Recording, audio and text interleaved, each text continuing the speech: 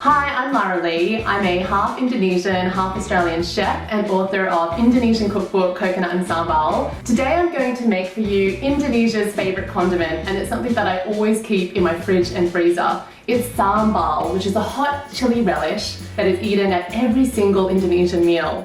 Today I'm going to make a tomato sambal, which is a lovely cooked sambal full of flavour and umami, and a really fresh Balinese sambal called Sambal Matah, which provides a really lovely citrusy accompaniment to fish, salads, and pretty much anything and everything. So let's get cooking.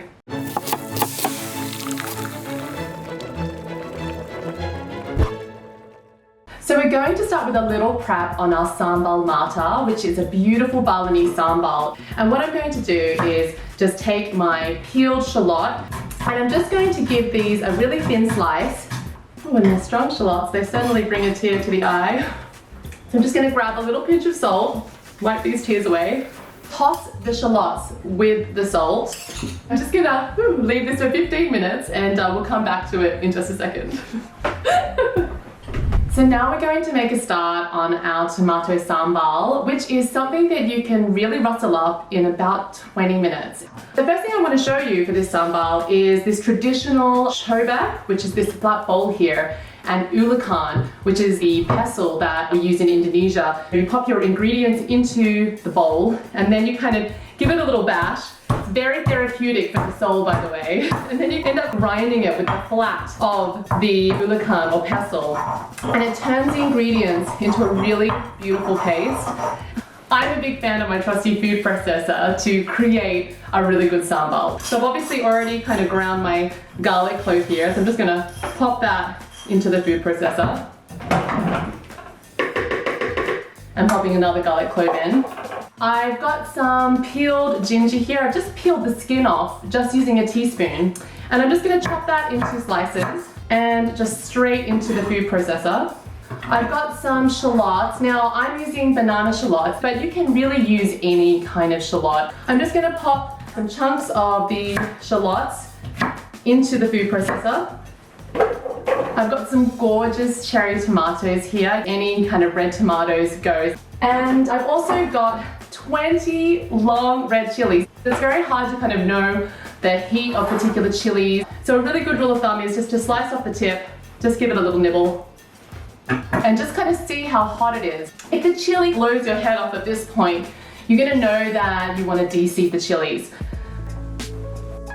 My husband Nick doesn't have as high a chili tolerance as me, so I de-seed them for him. But if I was just eating this on my own, I would keep the seeds in. So it's really up to you, and it's very much a personal choice. So I'm just going to scrape them out with my teaspoon here. The heat is not just in the seeds, it's also in this membrane material here. So you just scrape those off. I'm just going to chop the chilies into chunks, pop those straight into the food processor. This particular type of sambal is super easy to prep. If you've got a food processor, then that is really it for the core of the ingredients. I'm just going to pop the lid on the food processor.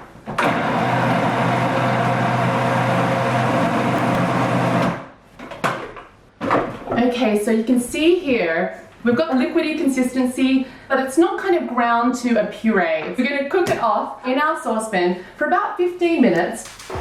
Just going to pop my saucepan onto a medium heat, and I'm popping my oil in. You want to use a neutral oil, don't use olive oil because that's going to overpower the flavors of the sambal. And I want to cook this out over the next 10 to 15 minutes until all the ingredients start to caramelize, the liquid and the tomatoes have evaporated, and you've got a really lovely, thick, delicious sambal. Stir the sambal every so often so it doesn't catch at the bottom of the pan. We don't want it really to burn in any places, and it's going to do its thing. So while our tomato sambal is cooking, we're going to make the most iconic sambal of Bali. It's called Sambal Matah.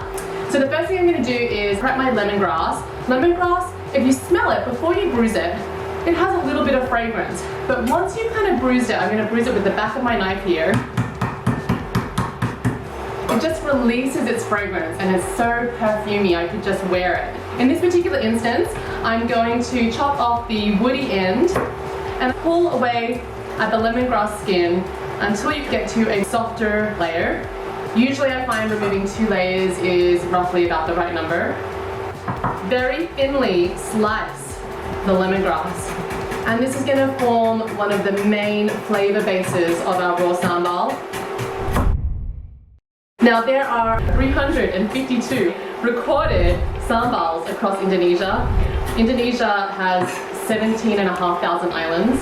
6,000 of them are populated, and each region has its own distinct type of sambal and flavor. And in fact, each household has its own recipe for sambal. And if you ask an Indonesian what their favorite sambal is, they might say to you, my mother's. I've also got some very finely chopped chilies. I'm going to also add my shallots that I salted beforehand. I've got some julienne or matchstick size pieces of ginger, which again are just going to add a really beautiful fragrance.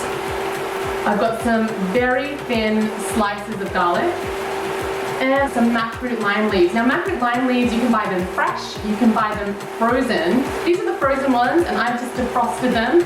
So we're just removing the stem of our macaroon lime leaves.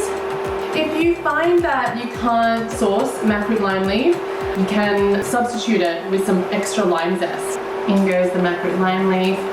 I'm just going to add a little bit of lime zest, a pinch of salt to my Sambal Matah, a little bit of coconut sugar here. You could also just use some brown sugar. So now to finish off the Sambal Matah, I'm just going to drizzle it with again some of our neutral oil. We've got to add some lime to this.